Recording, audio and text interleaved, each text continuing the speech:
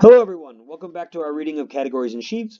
We left off last time in the middle of a discussion of the Oneida lemma, and we were talking about representable functors. And I was just about to tell you what that means when we left off. We had discussed the lemma, we'd given its statement and its proof, its most important corollaries, and the time has come for us to sort of discuss the most practical applications, which is this business of representability. So let's pick up where we left off with the definition. We say a functor f cop to set is representable if there exists an object C, let's call it X in C, such that f is naturally isomorphic to the Oneida functor evaluated on X. And we have a dual version of this definition. We call it representable if we're dealing with a covariant functor with KC instead, and C instead of COP.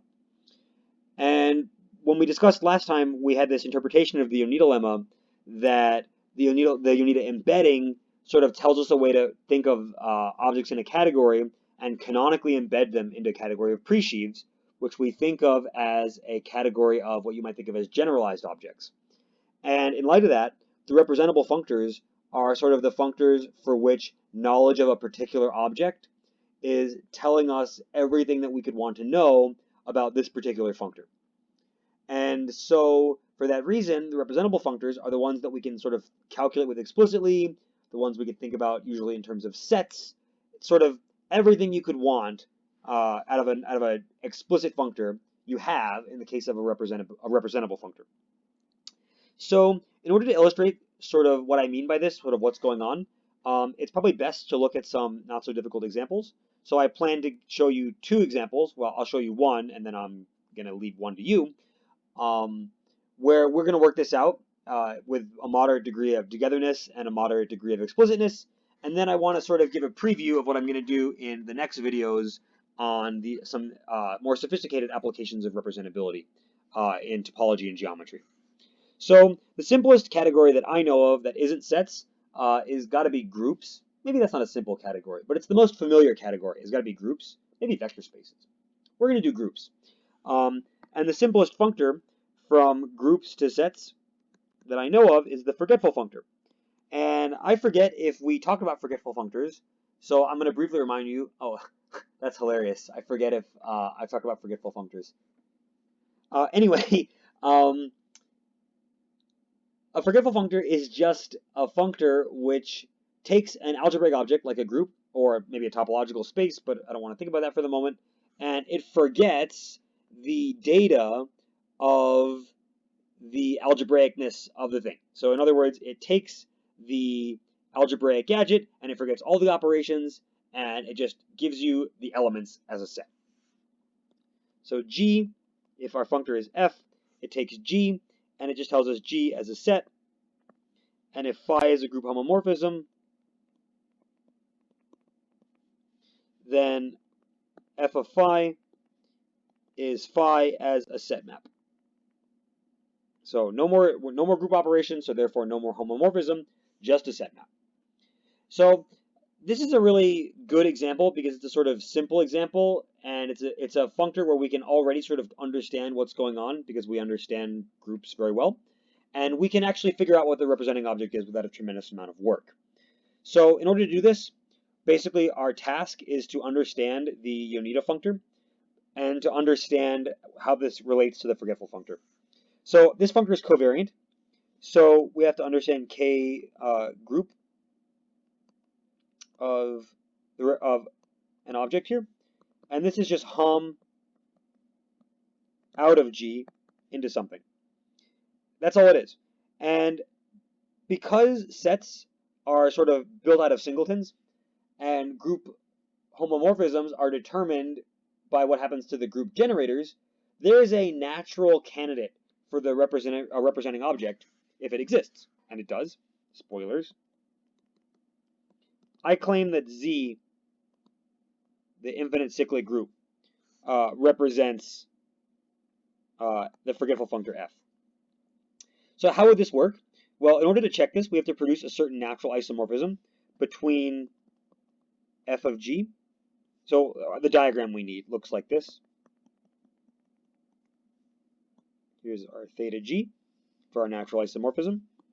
And then if we had, oh, I'm sorry, that shouldn't say h, that should say g. Whoa. What am I doing? It's a transformation between functors. And then here we have hum. And like I said, I claim that z represents this object. So we have zg here. All right, now that I've actually remembered what a natural transformation is, I can write down the correct diagram. Theta h. And here hum zh.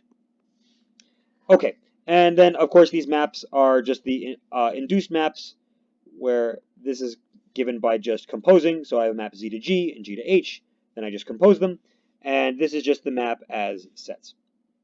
So what is our map? Well, theta g will be defined to be the map that takes g as an element and ascends it to 1 maps to g as a group homomorphism. I've suppressed reference to group in all my homs, but I think you guys know what it's about at this point. So what does this composition say? Well, it says that theta g phi star is phi theta h. And so in order to check this, I have to evaluate on each side. So let's look. Phi star theta g of some g is phi star of the map. Well, like we said, we just said what this is. This is the map 1 maps to g. And composing with phi star, that's just 1 maps to, I wrote phi star of g, but of course what I mean is phi of g. And if I go the other way, then at first I apply g to this. So this is just theta h of phi of g, nothing special, which is by definition 1 maps to phi of g. So they're equal. Now, how did I think of this? Well, like I said, the reason that this works is because z is the infinite cyclic group, or the free group on one generator. And since the group homomorphism is determined by what happens to its generator, and it has to obey the relations, what I did was just think to myself, well, I have one generator, which is what I would want in order to have something that I can map onto the elements one at a time, because the sets are built out of singletons. And I don't want there to be any relations, because the set has forgotten any sort of relation. There's no constraints on how these maps work as sets. So it turns out that the free object on one generator works to give us this forgetful functor. This is also sort of clearly an isomorphism. I didn't check this, but this is just, basic algebra to check, because the elements on one side are indexed by the elements of G, and the homs are also indexed by the elements of G, so, you get the point. And this happens in a relative deal of generality. Like, if I play the same game with other simple objects, like, you oftentimes get the free object on one generator. Like, if, for example, I try this with rings, then I should always get, like, the free... If I do this with like, rings to groups, then I should get, like, zx should always be because should be the output, because this is the free polynomial ring in one generator. Oh, I guess it has to be commutative rings, doesn't it? You get the point. If I do this with topological spaces, then I should always get singletons, because there's really no coherent way of making a free object on a topological space, and so just the map that collapses everything to the singleton does what I want it to do. And similarly, when I'm picking out points in a topological space, the maps from the singletons pick out the points one by one, the same way that the elements of Z... Oh, that's what I want. So I think what I said the first time was wrong. The singleton is the representing object, because the singleton picks out the points in the topological space the way that the generator Z picks out the elements of the group. That's right. Quote me on that. Ignore whatever silliness I said the first time. Okay, so for this example, I worked this out in a relatively detailed way. For the next example, I'm going to be a little bit more opaque, I guess, and I'm going to give you the opportunity to do this yourself. And for that example, we'll work with categories of modules over a ring. So our categories are mod, are here a fixed ring. And we'll fix here two modules, m and n.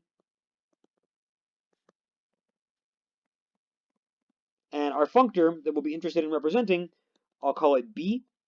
And it accepts as argument some module, and it returns the bilinear maps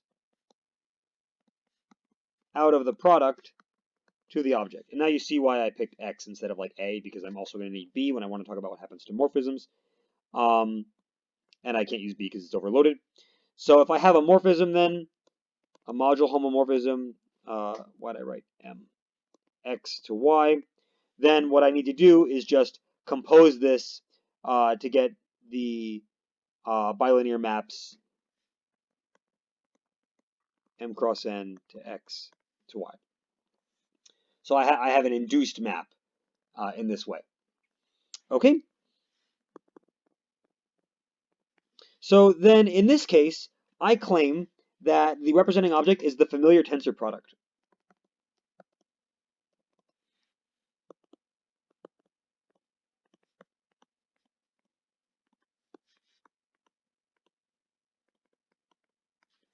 And I encourage you guys, if you are not familiar with tensor products, to take this moment and become very familiar with them. Because these are objects that we are going to see just over and over and over again as we read throughout this book. So take the time to become familiar with tensor products because, I mean, heck, even in the next topic when we talk about adjunctions, they're going to have some serious interplay with hum. You're going to have to know this stuff. And then while you're at it, pause the video and see if you can write down the components of the natural isomorphism that shows that the map B is represented by this tensor product object. I'll give you a few seconds to do that. As always, feel free to discuss. We're in the Discord or in the comments if you're, for any reason, stuck with this example. Okay, so with that, let me say a few words about the examples that I want to talk about in the next video, maybe sort of whet your appetite for these theorems. The first one comes from algebraic topology. So if you don't know anything about algebraic topology, don't worry. I will try to crash course you what you need in the next video, but I will not be able to do everything. So maybe this is a good time to do some Wikipedia browsing or some Google foo, or maybe just talk on the Discord. Algebraic topology hands us some important functors indexed by natural numbers called Hn, and H upper n are functors that accept nice spaces like CW complexes, and compute the cohomology, the nth cohomology of that object. And this is a functor then which eats spaces and sends us to abelian groups. Cohomology is always abelian. And we want to send this into set so that we can have something that we can talk about as representable. So we compose this with our forgetful functor to get us to set. And it turns out that this functor is actually representable.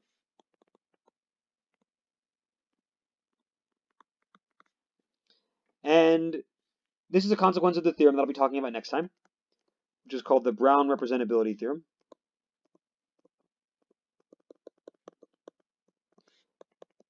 I won't prove the whole theorem, of course, but I'll try to state the theorem and sketch the proof. Like, I'll try to state all the important definitions and give you an idea of why the theorem is true. The details might be just sort of a little bit beyond most people's algebraic topology experience. Hopefully what I'll be able to do is get you to the point where if you know all the words I'm saying, you could fill in the details. And if you don't know the words, then you'll have an idea why it's true. And the important upshot to this is that, like we said, representability gives us a way to get specific objects that are sort of calculatable with. So what does this actually get us? Well, if it's representable, it means that there's a nice space, in particular a CW complex, such that the Yoneda functor that we want, Hc of our CW complex, is naturally isomorphic to Hn of this guy. And this turns out, these objects will give us the so-called Eilenberg-MacLane spaces.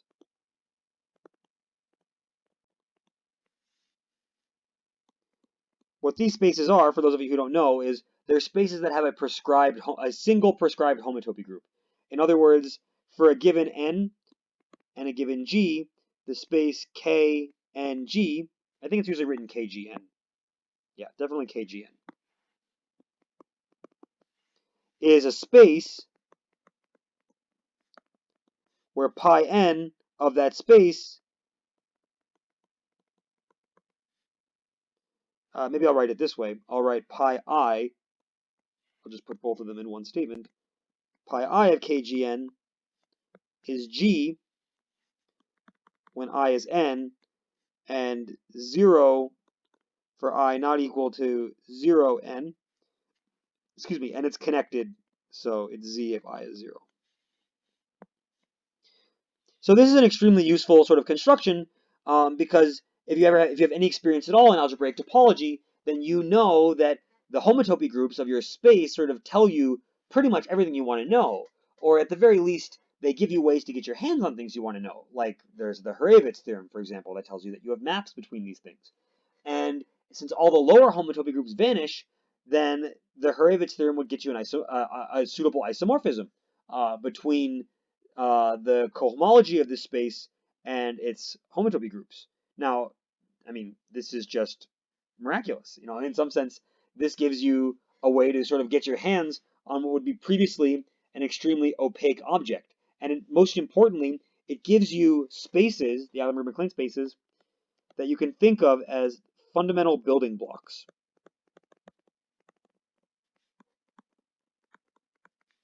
for the rest of algebraic topology.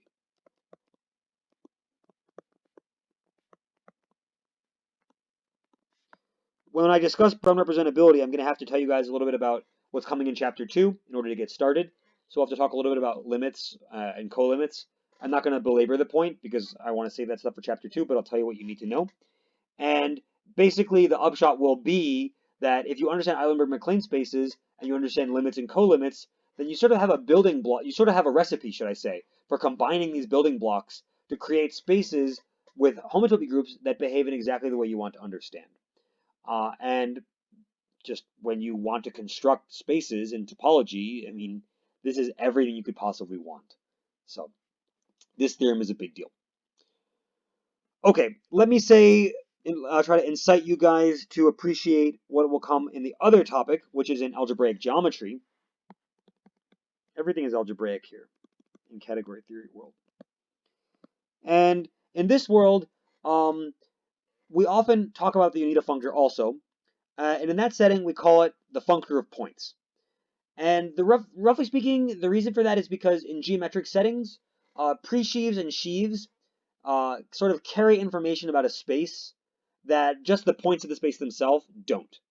So sort of combining some algebraic topology with what I'm saying, algebraic geometry and topology have a lot of overlap in their basic notions. Like there's a lot of machinery that goes into setting up algebraic geometry, and it looks a lot like the machinery of algebraic topology. So like, for example, the cohomology of a space can be thought of in a sheaf theoretic way. And the way that you do that is you take your space that you're putting your pre-sheaf on, and you think of that space as a category where the objects are the open sets with this poset thing, poset category that we talked about previously. And you then attach to those open sets some nice objects, like if, for example, you're trying to do sheaf cohomology, or like, even singular cohomology, then you can look at cochains of your homology theory that live entirely in those open sets. And this gives you a way to set up what's called the check cohomology. You can also set up, for example, the singular cohomology by looking at the, or I should say I guess this is the singular cohomology, by looking at like the locally constant functions to say z or r or c, what have you, whatever you want your coefficients to be, and then stitching these together to create your overall cohomology theory. This requires some sheaf theory that I don't want to get into right now. We'll talk about it later. Like if you know what words like a flask sheaf are, if you're, sort of a precognizant viewer, then you sort of know what I'm saying. Anyway, I'm getting off track. The point is that the cohomology theory, which is a topological thing, sees data about the space in the form of things like handles and holes that just, if I only know that the manifold structure itself, it might be extremely difficult to sort of ordain that information with some divine insight just from the space. I sort of need more. And the sheaf carries that by way of, singular cochains or differential forms or whatever. And sheaves represent this. Anyway, getting back to the point, sheaves carry topological and geometric data about spaces that it might be difficult to see from the space itself. Now, what this business of the Unita lemma is telling us is that we have these sort of test objects that we can use to probe our space, and whatever the image of the Unita functor is, then you think of these as sort of lighting up features in our pre-sheaf, sort of calling attention to details of these geometric or topological features of our space. And in manifolds, this is not necessarily the most useful viewpoint, at least without setting up some sort of deeper algebraic machinery, which we'll probably learn about later on in the book, but I don't want to say too much. But in algebraic geometry, the spaces that we consider are not like manifold spaces. They're not homogeneous. Not all the points are the same as every other point. Some of the points are what you might call fat. They have the property that their closure is bigger than them themselves. In fact, they're usually the things that sort of represent subvarieties of an algebraic variety.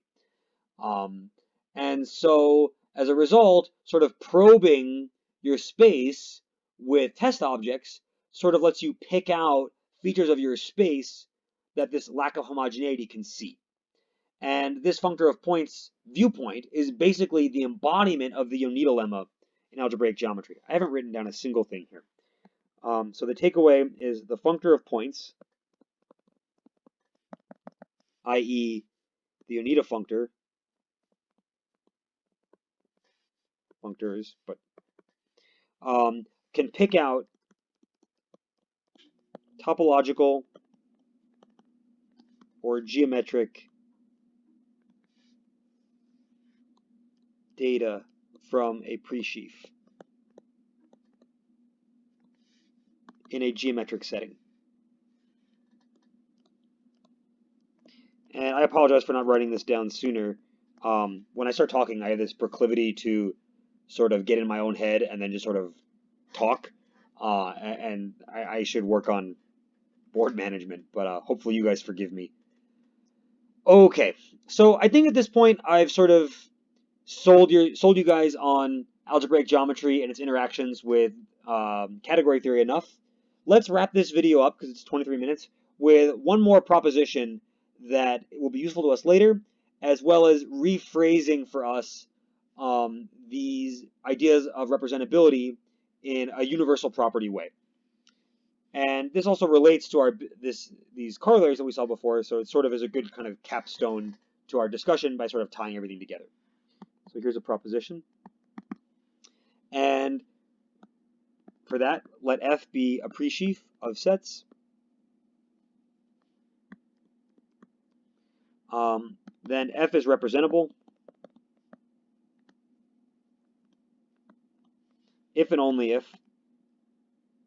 the category CF, recall this category of twisted arrows, if this category has a terminal object. And we'll prove this. It's very straightforward to prove this. We just unravel the definitions. I feel like every good proof in category theory works like this if you're really good at it. So let's take an object, XS. This is an object in CF. And then what that means is, of course, that X is an object of C and S in F of X, since F is a pre-sheaf. Maybe take a moment and unpack that. I just wrote S is in this F of X here, and then sort of I'm exploiting this identification. So now, for any y, well, yt, any pair in CF, we look at the morphisms. So what are the morphisms yt to xs?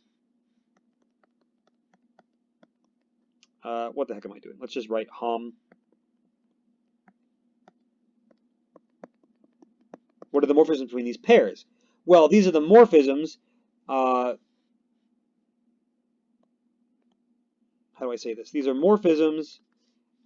Maybe we'll call them u in hom xs, or xs, xy. So just on the original object that satisfy fu of s is t. And we drew a diagram corresponding to this before. I'm not going to redraw it now. So now, what does it mean to be terminal? Well, we know that an object is terminal if and only if there's exactly one such diagram for each y. But this is exactly the same as saying that the map hom, and this is in C, yx to f of x, taking u to f of u s, is a bijection.